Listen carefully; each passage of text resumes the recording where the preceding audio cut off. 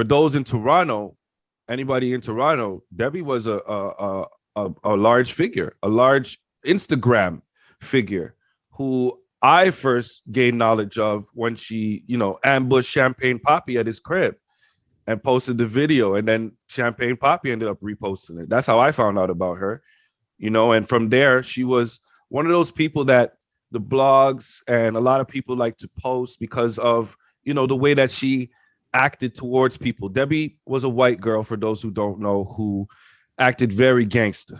And people found it very entertaining and people were laughing about it.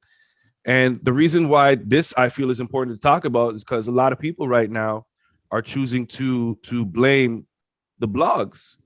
They're blaming the blogs that posted them. You know what I mean? I want to know, first off, before I go on this one, though, how you feel about that, because I'm sure you've heard about that, too. To be clear, you can't blame the blogs for her death. That's what I'm trying to say. They have nothing to do with that.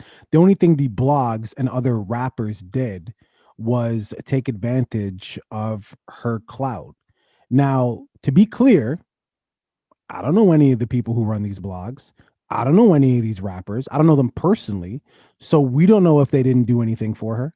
We don't know if they didn't put some change in her pocket. We don't know if we don't know any of these things. This is all speculation, right? But all we can see is, to your point, we know that Debbie was a white girl who talked slang and said nigga a lot. That's all we know. Some people liked her for it. Some people hated her for it. But what we do know is everyone found it entertaining, which is why people would basically clout chase her, pretty much. But you can't put her death on a blog. You can't put her death on a rapper. You make the choices you make, and you deal with the consequences. And unfortunately, this is what happened.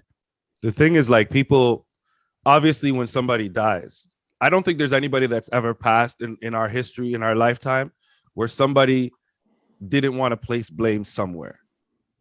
Whether it's a person, whether it's a time, whether it's something that happened that caused their death, they want to put blame on someone. So placing blame is a natural thing. It's part of the grieving process, I would say, at this point. But a lot of times people will react based on emotion, and nobody really wants to look inward when they're doing this blame thing. And what I mean by that is, for everybody out there that's posting about these blogs and saying that they're the ones that are taking advantage of Debbie, why the fuck you think they were posting her? Because they knew that you would watch. That's why they post it. Because they know that you would not only view it, but you would probably comment, you would laugh about it, you would probably share it. It's too many times out here that we want to blame these blogs, blame podcasts, blame other people for exploiting these characters when you're the ones watching it and supporting it and you don't even know it.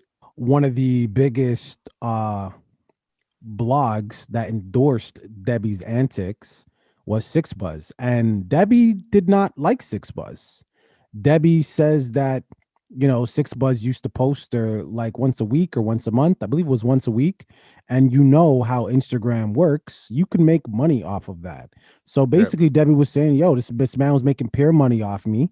Didn't break me off anything. She did not like SixBuzz. But at the same time, how does SixBuzz get your content? Somebody is submitting your content to SixBuzz. Somebody was saying that's a good point. That's a good point. So this is what this again, it just goes back to what the point they're not out there. They're not out there like City TV with reporters everywhere trying to find Debbie. There's a viral video going around right now of some guy who apparently interviewed her like 24 hours before this happened. Or I'm at a point where I'm just tired of everything. I've never had nobody there for me. They just kick me out on the streets. People know you online, and yeah, but they might know me, but you think they really for me? And I get looking at my life almost every single page. Are you good with like money and stuff? I'm broke. I just have zero cents to my name from. How about getting a job? Is it difficult? Because of face tats, people don't want to hire people with tats on their face and shit. A lot of people are gonna see this video. What do you want to tell people? I'm a kind-hearted person, and I hate people that just judge people off of what they see off of social media. I hope it gets better. Like $5 on you so I can go out food. If not, don't worry about it. Okay, I don't have 5, I have 20. Just please don't spend it on I drugs. swear to God, I won't. Just spend. You know, the saddest part about that video is you can hear the pain in her voice. Like, you can hear it. You can hear how she's really alone. And for somebody to be so insta famous and to be all over the place, and people know her all over the place. She's getting interviews with all these places too. And to be asking the man for $5 for food at the end of that is wild to me. It's so wild to me, but it shows what we've been talking about for so long on this thing, that social media is not only the devil, but it's not real life, people. It's not real life. And if there's any testament to that, all these people seeking the Insta fame, it's gotta be this Debbie situation. Yep. Look at all the attention that she got, all the clicks and all the double taps and all the comments and the reposts that everybody's sending DMs to their friends for, hoping that they get enough of, so they get, you know, they look like they're popular. Debbie got that, and was also passed away allegedly in a shelter at the end of her life. So RIP to Alexis Matos, better known as Debbie. Like, I feel bad because I feel bad anytime someone passes away, and I feel bad because obviously the city failed her, not the blogs. The city failed her because the city is the one with the programs and things like that to get people back on their feet. So the city failed her, and now Toronto is trying to redeem themselves by shutting her GoFundMe page down and saying, "Don't worry, we're going to take care of her funeral costs." So if that's not the guilty inside coming out and saying, "Hey, this was our fault," because it was. You don't have to be a Debbie. You could just be the homeless person on the street. Just know the city failed that person.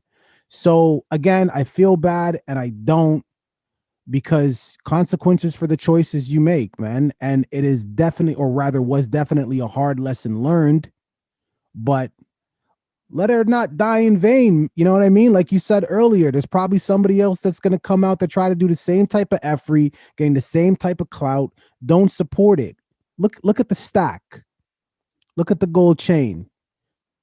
Allegedly passed away in a homeless shelter. Yo, thanks for watching that video, making it all the way to the end. You made it this far, you have to like.